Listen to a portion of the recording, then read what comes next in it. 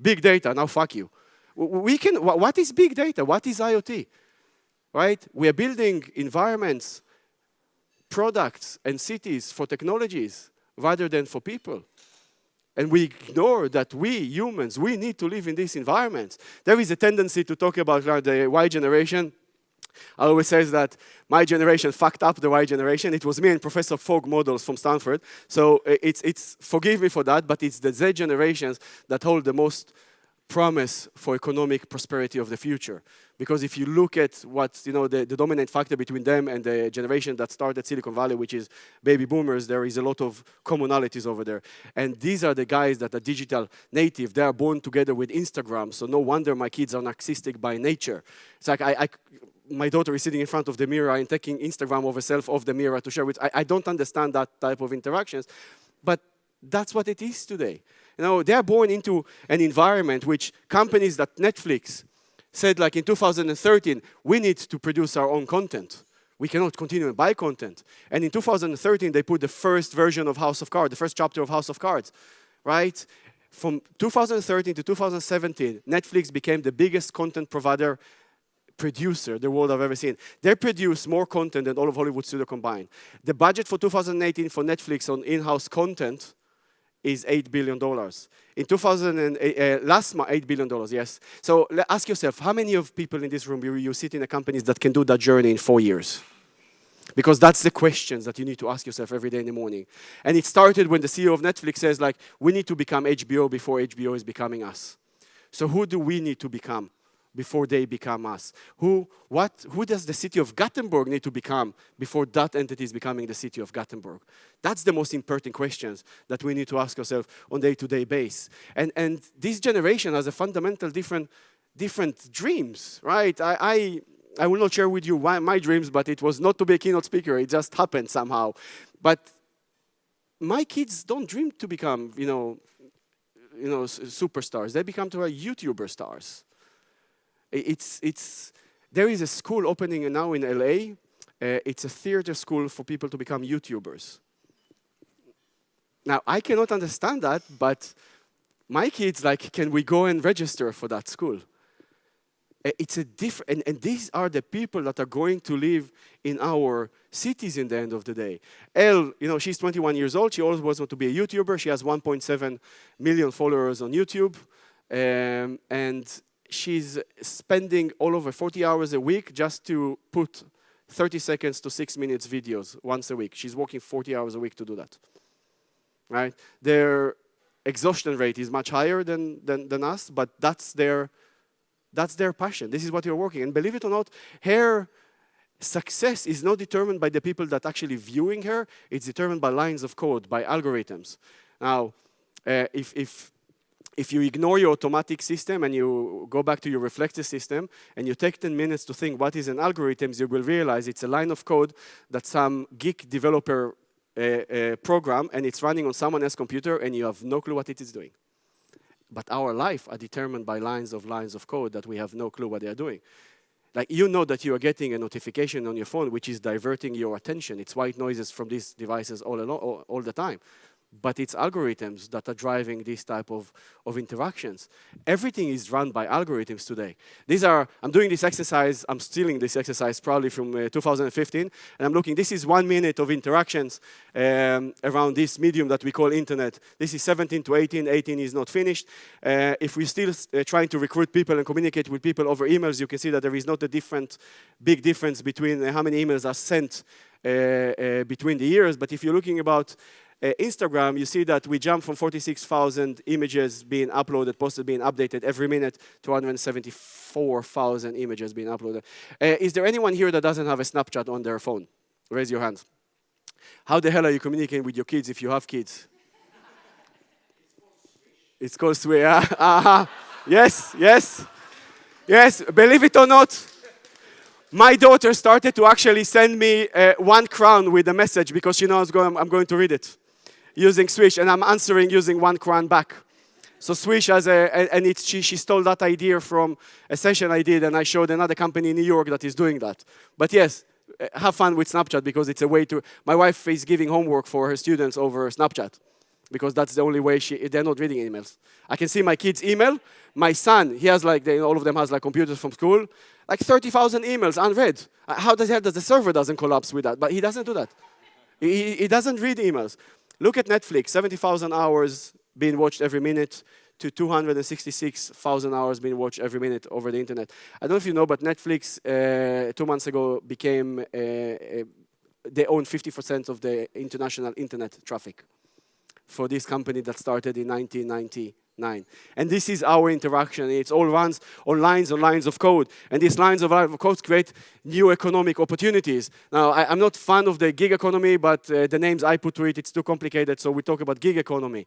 More and more people are doing more and more things, and they're using lines of code to do that. Companies like Uber and Lyft, which we are familiar with, but companies like Hello Alfred that are coming to Europe next year, which if you don't Google Hello Alfred, you will see exactly what they're doing. And more companies are actually giving this opportunity for every person to do a small part of a big economic model. Now, there is some of the downtime is that, people make fun pictures of, people make money of putting their assets over Instagram. And apparently that's also part of the gig economy. But the downtime is more and more people joining Uber and Lyft, less and less money they're getting. And often when I'm in the valley, I'm talking to Uber drivers, and they are Uber drivers, they are Lyft drivers, and I talk to a guy that is also a plumber and a carpenter using an app because it's not enough. And it's not going to stop because companies like Amazon are working very hard to make sure that humans are not intervening with their revenues models. This is where autonomous driving cars are coming to Uber, right? Take the driver out of the picture, you can make more money. So Amazon is planning to launch 3,000 more humanless shops by 2021, and that will expand. Amazon is landing in Sweden. How far do you think before they will take over ICA or one of the other companies? Why? Because they have the money, and they do have the money to do these things.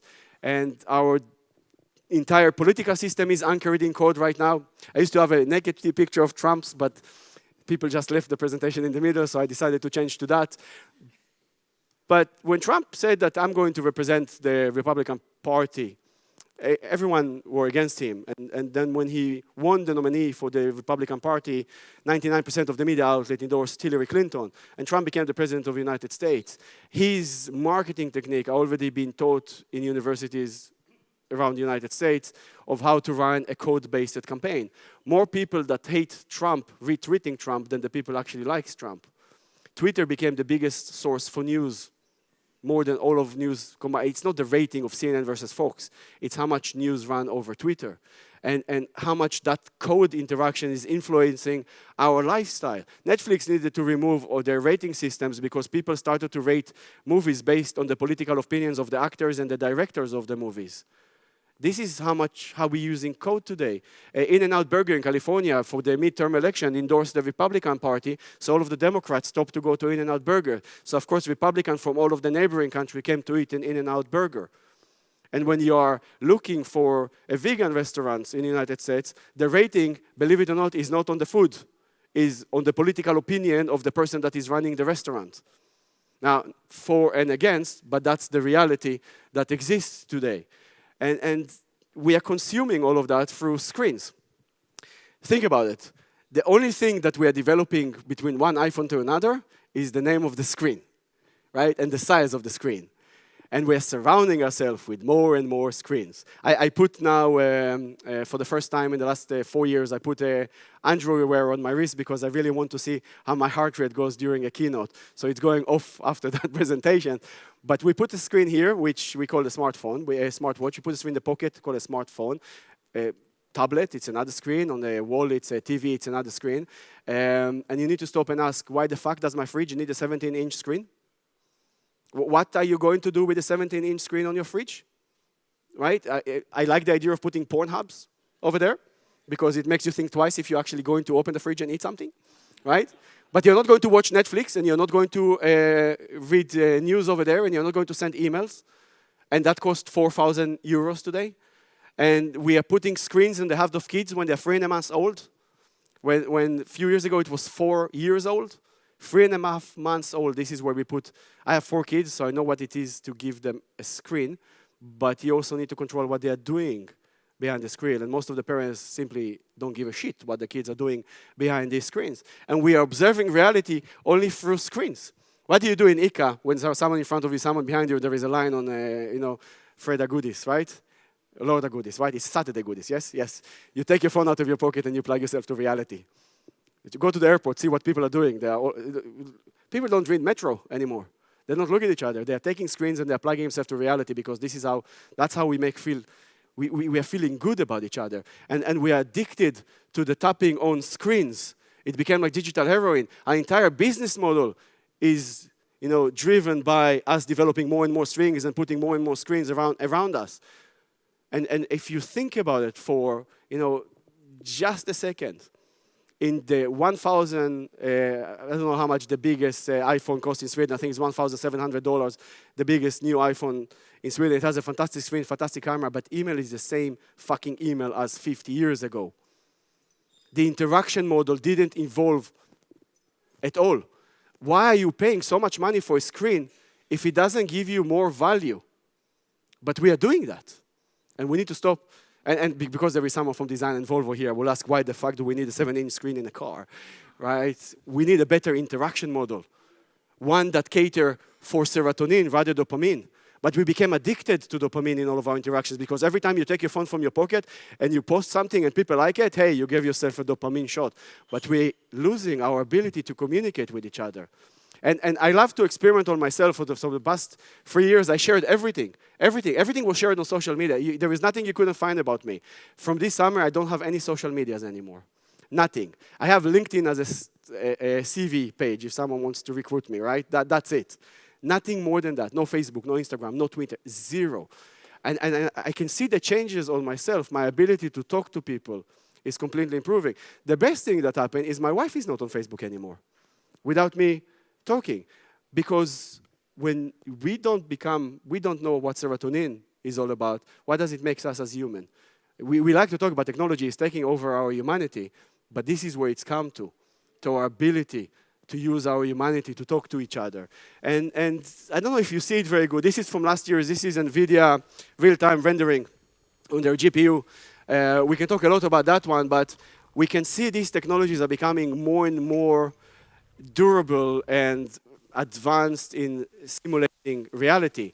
So the day of that is, and I know it's a funny picture, but you need to ask yourself, how far are we from a day that the only way to observe reality is for a set of screens that exist here? Of course, my mom always told me, don't sit too close to the TV, and I took the first, VR helmet and put it here and says, Mom, look at me now. But how far are we? Are we 5 years, 7 years, 10 years, 20 years? See, it's not a question of if, it's a question of when right now. And if that is the question, and if there are designers here, you need to ask yourself, what is that technology going to do to design? Do I actually need colors anymore? Do I need patterns on fabric? Wait, can I rent the surface of my car for an advertisement purposes? Because we get a set of tools that enable us to interact with reality in a whole new way. Is it available to the mass market? No, but the promise is there, and that's all that counts, is the promise. And it's these companies that are making this promise, it's companies that are anchoring the entire business model in code. I love this 2013, 2018. None of the traditional companies exist in the 2018 model anymore. It's only companies that are writing the entire, agenda through code. Go back and talk to your IT department and ask how many lines of code your business is made of. Is there anyone here that can answer that question? How many lines of code your business is made of? Because this is how much money it's worth. This is how much money this company are generating every 10 seconds. Every 10 seconds, all of it goes, by the way, to the small company on the top left over there. Half of it goes there, right? But that's every 10 seconds because the business model is based into code. I know it's a picture of Stockholm because I couldn't find a nice picture of Gothenburg. But you need to ask yourself that. I know, yes, I know. It's on purpose. But the question, since I started to talk, how much money Gothenburg made? Right? Why the fuck cities don't think, still thinking as an NGOs? Right? What is a city today? We're still going to a GDP structure that is anchored in physical borders. But this is Burning Man for 2017, 70,000 people. Is that a city? Because they generate more GDP than Gothenburg. in the 10 days that they exist. What about Web Summit, 70,000 people in Lisbon? Is that a city? Why don't we develop cities and help cities to think more as Fortune 500 rather than traditional NGO? That is the job of the people that lives in Gothenburg. And the reason I'm saying this is because I have 4 kids. None of them wants to live here. And none of them. It says we don't have opportunity, we don't see. And when I talk to people about like innovation and entrepreneurship, before I met Vinn Group, people told me we don't need, we have Volvo and SKF. Is that really the reality we want our grandkids to go into? Right? Plattsburgh is one of these interesting cities outside New York. They struck a set of fantastic deals with hydro companies, and they had the best offering for electricity in the entire United States, 12 cent a kilowatt. Very, very cheap. But Plattsburgh is a city that grew up through the Industrial Revolution, the first industrial revolutions. They have tons of empty industrial buildings. And the city of Plattsburgh says, let's attract startups here. We can give them these buildings and cheap electricity. Right? 6 months after, Plattsburgh paid the highest electricity bills in the entire United States. Some electricity bills went to $400 per month per resident. And they stepped back and looked what happened, and all of the companies that came to work in Plattsburgh were Bitcoin companies. And doing the Plattsburgh traditional decisions, they says like, you're not allowed to mine coins in the city of Plattsburgh. As a result, all of their buildings standing empty right now. It's not technology that kills jobs, you know, it's stupid decisions by politicians that are not aware of the impacts. What is the first, you know, outcome of the GDPR in Europe? All of the data scientists migrated to the United States and China because they cannot innovate using data anymore. And now they brought forward Chapter 11 and Chapter 13, and we see a second wave of migration of data scientists. And these things, well, that would be really profanity if I'm going to say what I'm thinking about that one, right? It's not about autonomous driving cars. It's not, because the technology exists, and Volvo has the best technology in the world for that, by the way. See, I said something good here, right? I have people from Volvo here that, you know, technology exists. I'm sorry, it exists from the 26 Challenger. It's not a new thing. Right? And the long-tail industry with autonomous driving car is also out there. Because someone once asked me, wait, if I have an autonomous driving car, do I actually really need to go out of the car and charge it myself? Yeah, take your ass and charge it. But we want a Wall-E type of society, so there are automation engines that exist out there. So it's not about that. It's about the fact that it was Domino's Pizza that is fixing the roads in the United States and not the federal government. Have you seen the campaign Pay for Pizza by Domino's Pizza?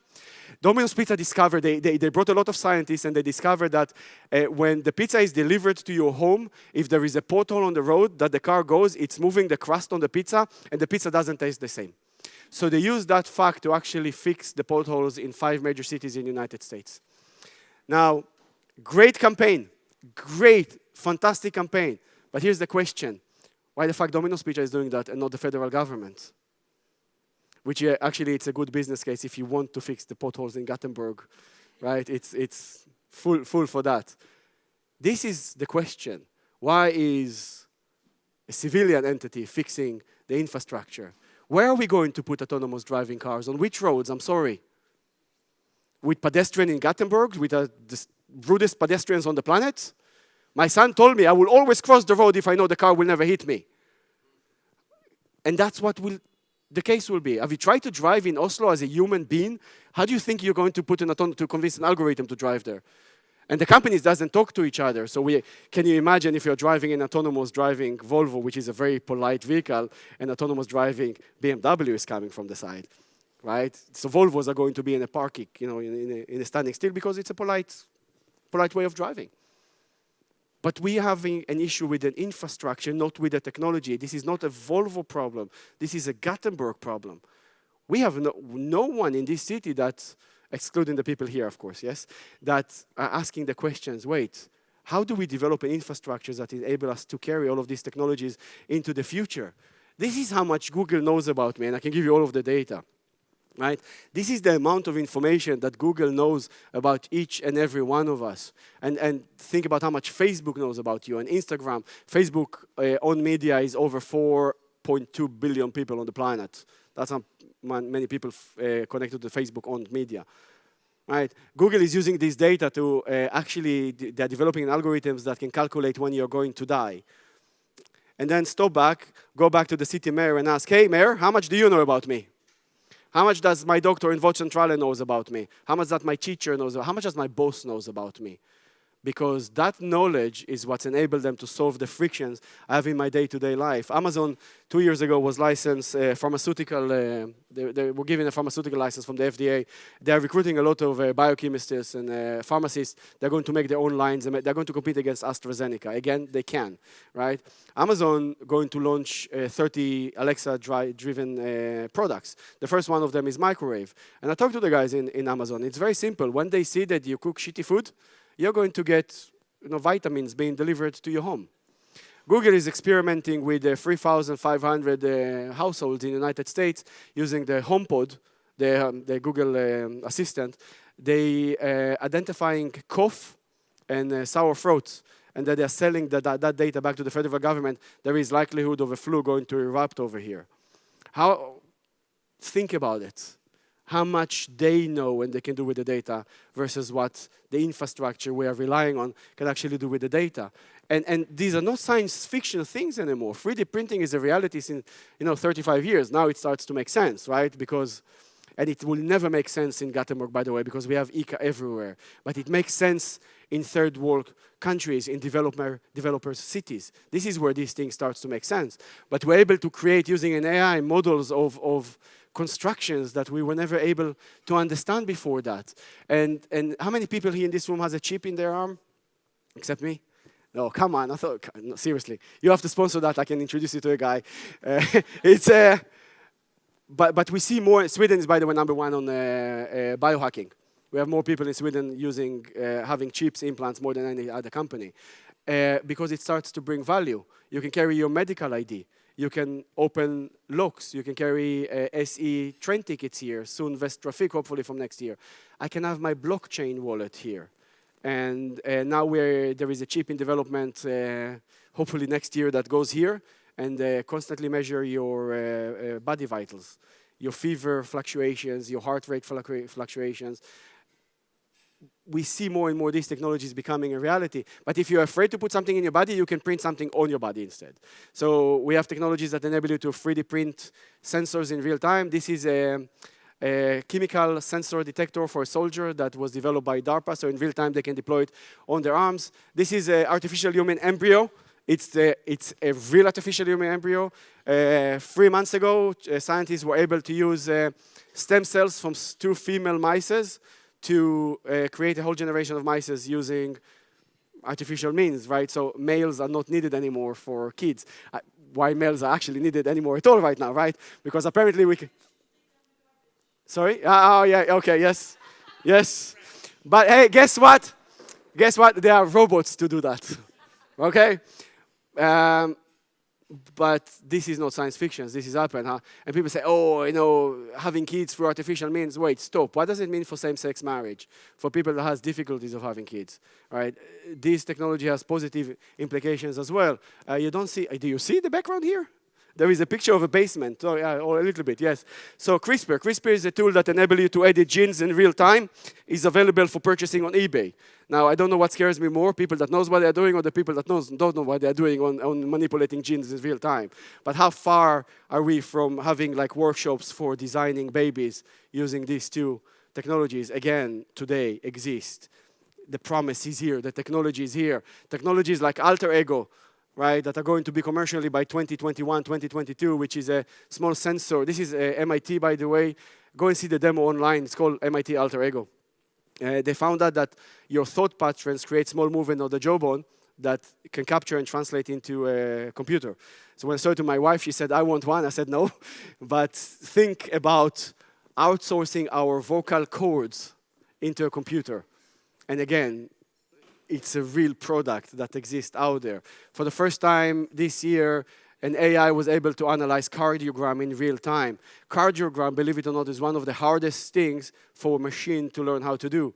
And now we have a technology that can do it better than doctors in real time. We have technologies like cameras that can identify intention. It's becoming yellow, and when the guy is actually putting the product in his bag, it's becoming red and marking him. That's in the machine learning algorithms that run on the camera without any cloud interfering. Now, China has 200 million cameras deployed in the country. 40 million of them has AI chips inside of them. Just think about the big brother concept. But think about Nest cameras, security cameras you're putting in your homes that are able to have an AI implementations. And the latest one is an AI toilet that was introduced this week. It's analyze your poo in real time. I thought I heard everything, but apparently that is available from next year. And if you stop for a second and you think, you realize that most of the mathematics that is used for these technologies is not new. It's written somewhere in the 50s, 60s, and 70s. But for the first time, we have consumer-facing technologies that enable us to execute these algorithms in consumer hands. So we give these technologies to consumers. We give them to developers. We'll give them these algorithms and computation power, and the first thing they do is creating porn apps. Right, this is the code available online. You can download it. You can scan anyone's face and in real time implant it in a porn, not in a porn video. That's the only APIs that they develop, and these are these technologies, and we are not so far of having computation power beyond our imagination. It's 10 years, 15 years, when you will carry a device that has the computation power of the human brain. And with the exponential growth of things, you will have a device that, has the computation power of all humanity combined. And the question is, how much are we willing to outsource to technology around us? We don't remember how to navigate anymore. Biologically, the area in our brain responsible for orientation shrunk since GPS became a commercial application. There is a real case, and I talked to a judge in Las Vegas, and if you're driving your car and Waze tell you go left, and you went left and you hit a wall, you can sue Waze because you don't have that function anymore. Try, if you're typing all the time, try to take a pen and write for a few minutes. See how it is to write. How much functions are we willing to outsource to technologies around us? Because that's the challenge.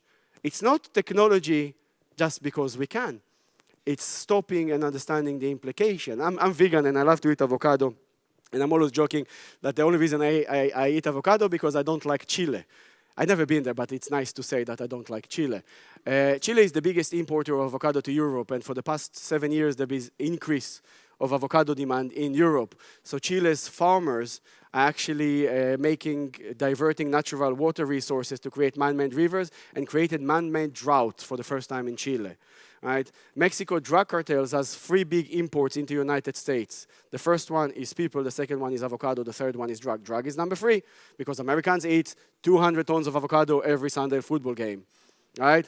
So the Mexico cartels took over all of the farming on the borders with the United States. These are the impacts that we don't like to think about. Netflix is a great way. When Netflix introduced it, really drove piracy down. But now HBO Go, Amazon, Apple, Google, and Walt Disney, we see a 98 increase, what was it, 97 increase in torrent traffic. Because how many of you actually have all of these subscriptions at home? Because what you get on Netflix, suddenly Marvel doesn't exist on Netflix anymore because it's Walt Disney that is going to do that. And how much subscriptions we can, and that's the impact of technologies. And for me, it's not about technology, it's about ethic, morality, trust, and education more than anything else, right? If your partner went to bed with a robot, did they cheated on you, right? I'm going to be extremely provocative. If your partner went to bed with a dildo, that's okay, right? No problem. Yeah, you can understand that. But what if it's that? And it has an AI. Wait, did they cheated on you?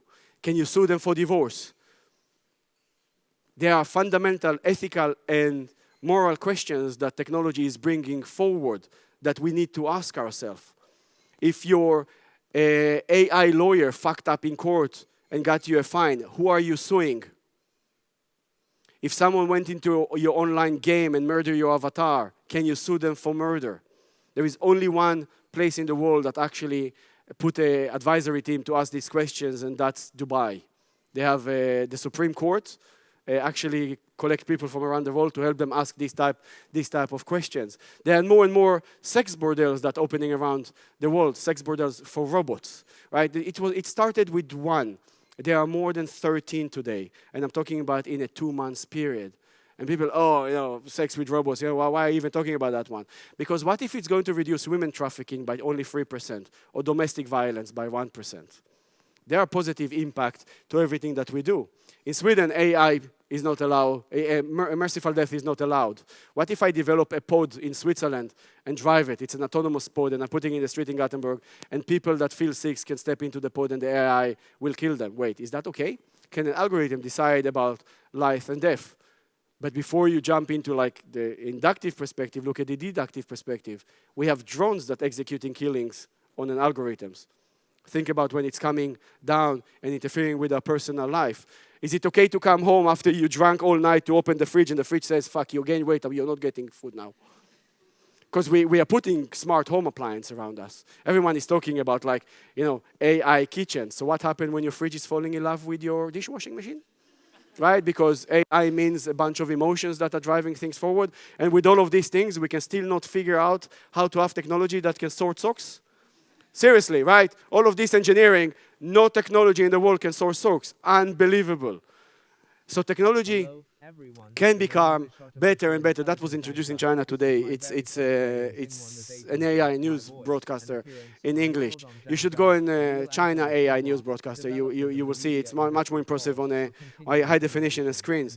And technology can do better things than we can. We can always find ways to use technology to help us do things faster and bigger. But how much are we willing to outsource to technology? Because when my kids got iPads from school, I asked the questions, why did you give them iPads? What do you want? You have 4 kids. We saved you a lot of money. I don't have that problem, right? Why did you give them iPads? Well, we are a very advanced school society in Sweden. Haven't you heard about it? Yes, but why the fuck did you give them iPads? Well, they have access to all of the 120 million books Google ever scanned. Well, guess what? My kids cannot read 100, and they cannot read 1 million. None of us can read 1 million books. We still read 2 pages a minute, the same as Aristo. Did you teach my kids curiosity and creativity? Oh, crap, we forgot to do that. Because the only 2 currencies we have that we should never outsource to technology is our creativity and curiosity. Because technology should never replace me. It should help me to be better. I don't want, an AI lawyer. I want a better lawyer. Not a technology lawyer, just a better lawyer, a better doctor, a better driver. And in order to do that, we need to constantly maintain curiosity and creativity. I don't think I have more slides. I think I'm done. Almost on time.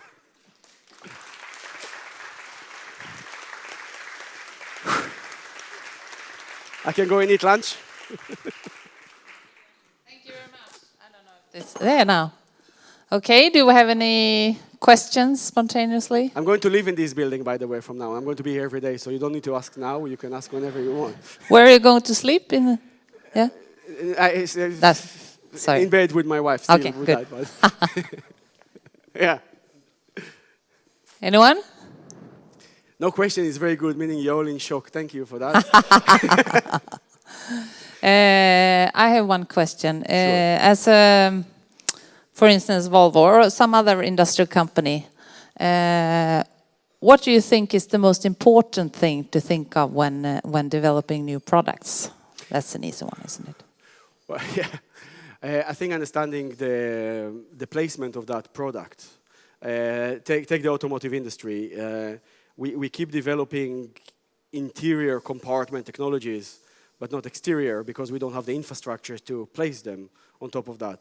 And then you need to look about Elon Musk says cars needs to be under the road at all. So the focus is different completely. What happened when Sadiq Khan is going to wake up and says like, guess what, in London no one is allowed to own cars anymore. And he's not so far away of taking that decision. So the entire business model is changing. We are thinking very tactical. We need to think more strategical. What are the impacts, not of just my product, but the placement of the product in the context of how society is evolving. In the end of the day, you guys have much more tools than the Swedish government have right now, yes? how fast when they catch up. So when you develop, it is how you place your product on which infrastructure you're going to put it on, and how far you can scale and stretch that. Good, thank you. Anyone else?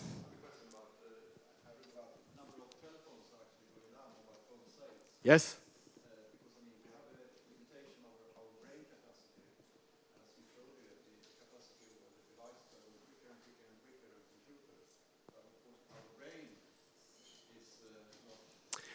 Our brain is capturing 11. It's not. It's capturing 11 million bits of sensory data every second, but we can process only 40 bits.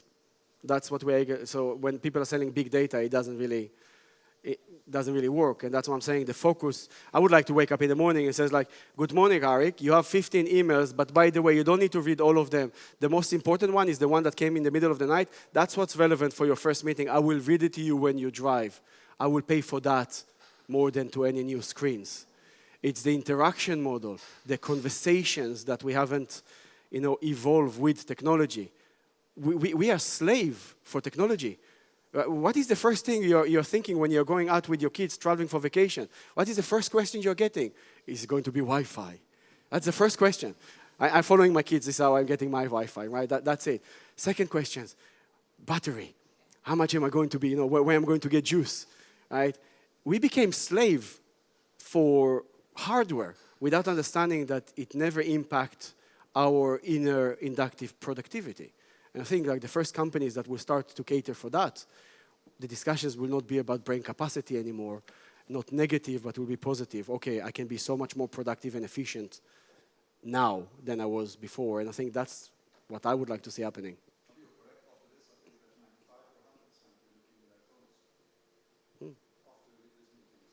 Yeah. To add me on LinkedIn. Yeah. If I understand you correctly, you say that ethics, we need to talk more about ethics and what we want the future to contain, what it should be. What do you think is the mediator for that to happen? Oh. What has to change? I've been working for the past 2 months with the Swedish government and the Hoover Institute at Stanford to create a think tank in Gothenburg, of all places, because I live here. And the idea is to investigate, to develop a policy lab that can further look into education questions, but also into how technology actually impacts people. And I think these are discussions we should have as a society. We should have these sessions every month, which we are, taking stuff and trying to implant ideas and create a conversations. One thing is that I have a problem both in Sweden and in Germany is the fear of experimentation. We like to sit and plan for 20 years because we think the product will last for 20 years. We are thinking, I will design a solution that will fit whole of Gothenburg. No, why don't we start with the one small street and experiment with that street, understand the frictions. Small enough that if it fails, no one cares. If it's successful, you can extend to the second street. And after 2 months, you have a neighborhood. We need to dare to take more risks and experiment with small costs. We need to stop thinking skunk works and start thinking moonshots in that point of view, because the difference is skunk work, there is an exit and an entry, right? You know where you're coming and where you're going. But with a moonshot, let's build the first Gothenburg neighborhood over at Mars. That is an exercise that we should do. Let's design the first colony, right? There is Holland and Kalamazoo and Stockholm in the United States. Let's build the first Gothenburg on Mars. Why do we need to do that? And suddenly you see attentions and you see thinking coming. And then you get a set of learnings that you can start experiment here in the city. So. Okay, thank you. This has been really inspirational and energizing, and I just want to give you glasses so you both can look into the future and into the sun. Thank you very much. Thank you.